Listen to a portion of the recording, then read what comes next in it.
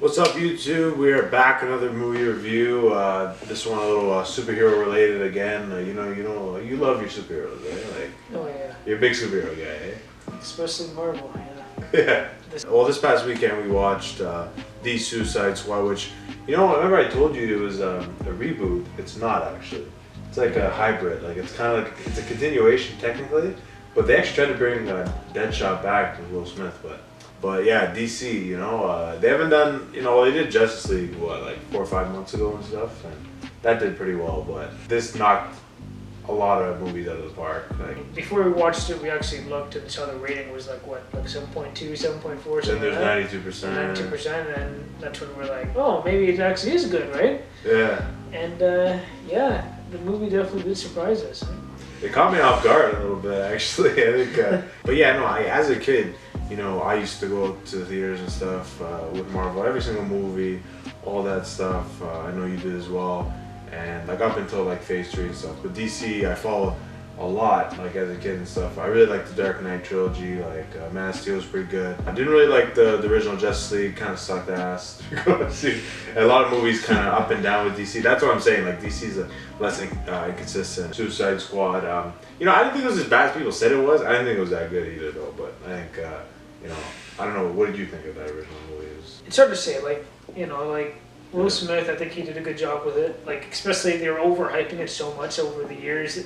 Like what they did, like 2 or 3 years, something like that. Yeah. They were overhyping it. It seemed like it was going to be really big, and then I just feel like it just flopped. I know, like, we'll talk a little bit non-spoiler now, but I think what I really liked about this movie, like the cohesiveness is, I didn't like how, I remember the first movie, they almost over-explained, like, a lot of things. In this movie, they went right in, they didn't really go back what the first movie did, you know what I mean? Like, they didn't just like, okay, we're gonna explain this all again, do the whole hoopla. They kind of got to the point, you know what I mean? It's hard not to talk about what happened in the movie, but I do think, I am kind of worried about it because of it releasing on streaming platforms. The cast, I think they had the perfect cast together. I think Idris Elba, who was Bloodsport, badass as fuck. Oh, that was great. Him and Peacemaker, John Cena, they played off each other perfectly. I think that was perfect. That was really good. And John Cena, by the way, I know you can't see him in the movie, but damn, he did a great job as Peacemaker. He made you believe he actually was that. There was a part of the movie where it's like, oh, I know this is wrong. We'll get into it after, but I know this was wrong. I must keep the peace at all costs. And then they had a lot of other characters, which Polka Dot Man we never really understood until halfway through the movie. Okay. That was like the biggest joke, character in here. With powers I found. Oh, but Ratcrawler 2, which is the daughter of Ratcrawler, was in this movie, and I really liked her and stuff. It's like I don't remember seeing her as an actress before, but she actually brought like a warmth to the story and stuff, like a different dynamic. I think she kind of brought the story all together. I think we're just gonna start getting into spoilers.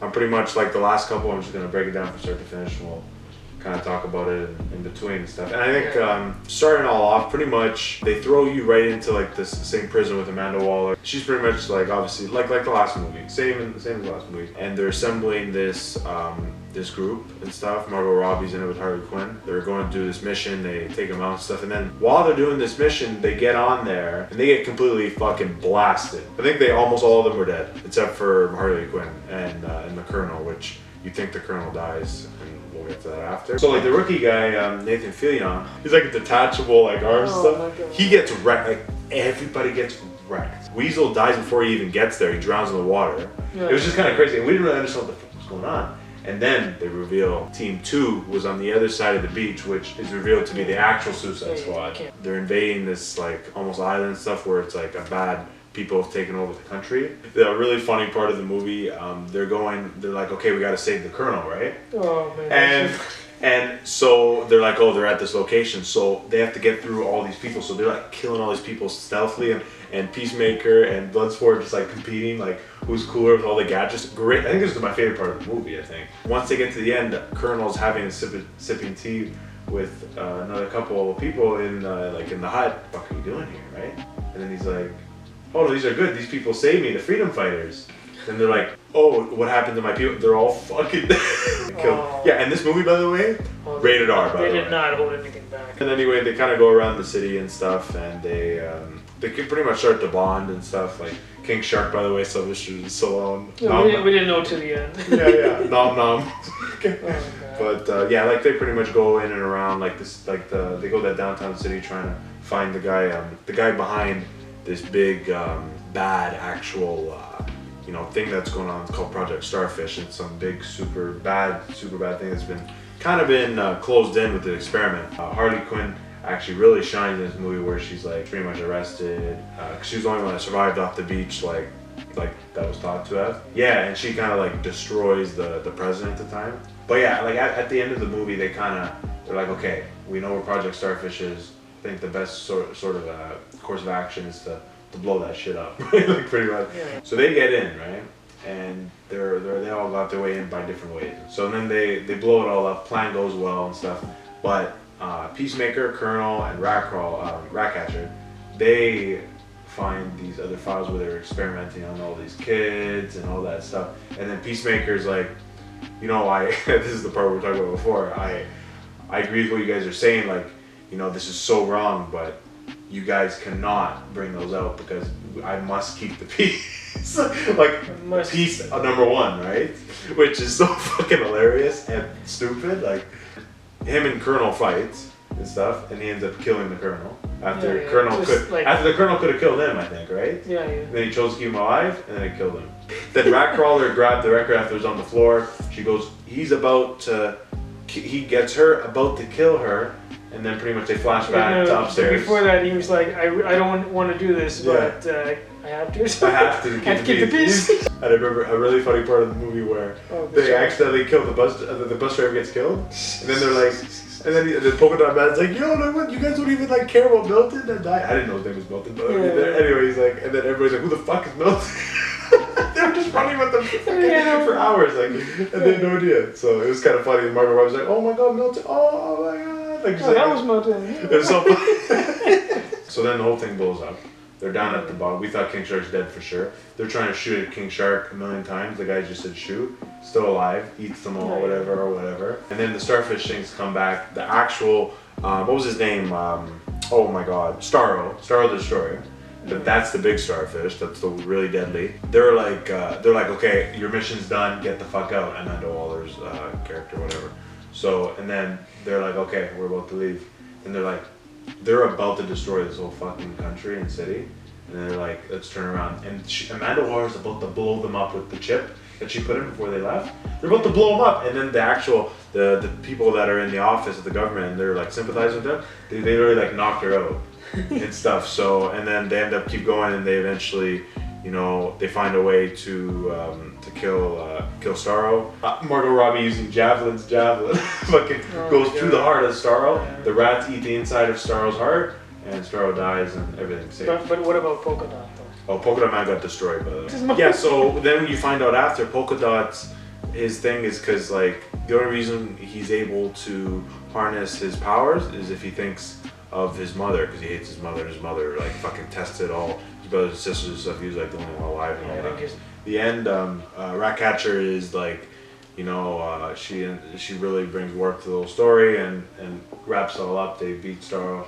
Everything's pretty good. They make a deal with Amanda Waller to be now like to keep the records down, but then something else happens. I can't remember the exact ending, but so at the end of the movie too, you find out, because I didn't understand how Weasel died. Okay, I didn't understand because he wasn't underwater that long. And the guy picked him up. The other superhero ended up dying, Suicide Squad guy, and Weasel's alive, by the way. So he just got. He looks fucking weird if you watch this movie, by the way. He looks fucking. CGI is really good in this movie, by the way. And then, as with many superhero movies, there's a post-credit scene. So if you don't want to know those post-credit scenes, just watch it yourself. Don't listen. But Peacemaker's alive. The ones that were good within the government office said, "Oh, we're gonna need him to save the fucking world." And I did find out after, which I knew this before, but I forgot he was the name. Peacemaker's getting his own show, January 2022. It's called Peacemaker, and John Cena is back with the character. Yeah. So I don't know if that can lead into a sequel only or that. Wait, so he's making a show to keep the peace. Yeah, exactly. Only at all costs. Yeah, at all costs. Yeah. At all costs. So yeah, so that's pretty much the story and stuff. And there was a lot of comedy in it. You know what? It actually. We were watching this like late, like it finished around 2 a.m. for us, and and it kept me awake. Like I was into this, I didn't know what time it was after. But yeah, now it is time to give our movie rating for this movie, and this will be interesting for this one because we got some good things to say. And did this truly impress you, man? Take it away. So I have to go based on, so remember, I think with Black Widow was the highest rating I ever did, which I think I gave it a 9, I think. And I think this movie was better than that. So I'm giving it based on, and why I like it is, the comedy was really good, action was really good. There's a lot of stuff that happened where I didn't see coming, especially some of the deaths. Yeah. So with all that in mind, I'm giving it a 9.5. I don't want to give it the 10 because, that's really hard to say it was 100% perfect, even though there wasn't anything that I thought they could have done differently. But I'm going to go and just say 9.5 because that is still a really strong rating. And I thought Black Widow was pretty good too. I think I gave it a pretty high rating too, maybe like 8.5 or something. I think this movie, I think it touched every base. I think I can't complain. Like there's nothing I can gripe about it. A lot of movies nowadays, they don't surprise you, but this movie did. With low expectations, thinking about the past movie, and what people say about movies kind of fucks with us a lot. Because like the thing about it, people always say, "Oh, this one was shit." Oh yeah, who cares about this one? You're gonna automatically kind of think that way. It's hard to put a wrap on like what's perfect and what's a 10 out of 10, and I think after we watched a couple of days ago, so I had some time to think. It wasn't just recency bias. I'm gonna give it a absolute 10 out of 10. I think this is the best DC movie out there. The Dark Knight doesn't count because I don't think that's part of the DCEU. So I don't think that's part of it. Correct me if I'm wrong in the comments. Is this the best DC movie you've watched? Obviously, Dark Knight does not count with that. It's not Yeah, Dark Knight. That's that doesn't count, but at least in my mind. But probably this one the best one I've seen. This definitely was my favorite. Well, since you watch superhero movies a lot, well, this is technically not superheroes, but kind of is. But I personally think a big thing with this movie that I think it gives them more of creativity. I know James Gunn, Guardians of the Galaxy director, he had the helm of this, and he's very creative and all that stuff, very quirky. And I think when you say you use like a character like Batman or Superman, like somebody big like that, you can't really mess around with what you can do with him, right? But see, with these characters, he was able to try different things, like make them do certain things, like feel certain ways, like make the audience like take them in different perspectives. And I think that's what gives an advantage of working with lesser known characters. Because think about it, you use Batman, Superman, you can't just fucking play around with the character too much. You can't. But anyways, guys, if you made it to the end of the video, thank you for watching. It means the world. If you want us to review more movies, smash that like button. If you consider doing that, you can leave a comment. Like Anthony loves to say, like criticism is welcome. Let us know what you thought of the movie. Let us know did we get anything wrong here today. Is there anything we should have known? Some advice, as you guys have done that in the past, and we appreciate it. And yeah, if you can subscribe as well, turn that post notification bell. You pretty much get notified every time I upload on this channel. And yeah, overall this movie was awesome. It was a real treat. I love movies where it surprises the shit out of you nowadays. Cause I think movies right now, certain movies kind of like suck, honestly. And one final thing with Idris Elba. Have you ever seen a movie where he's bad in a movie? Like honestly, I don't think there's one movie that guy is bad. He was so good on it. Yeah, he was. I think he was the standout. No offense to Will Smith, he was really good, but Elba was better. Anyways, we're gonna end it off there. We're gonna keep the peace. Yeah, and we're gonna make sure we keep the peace at all costs. But anyways, guys, that's a wrap for our movie review of The Suicide Squad, directed by James Gunn. Go watch it if you haven't. We're signing off. Take it easy, everybody. Peace.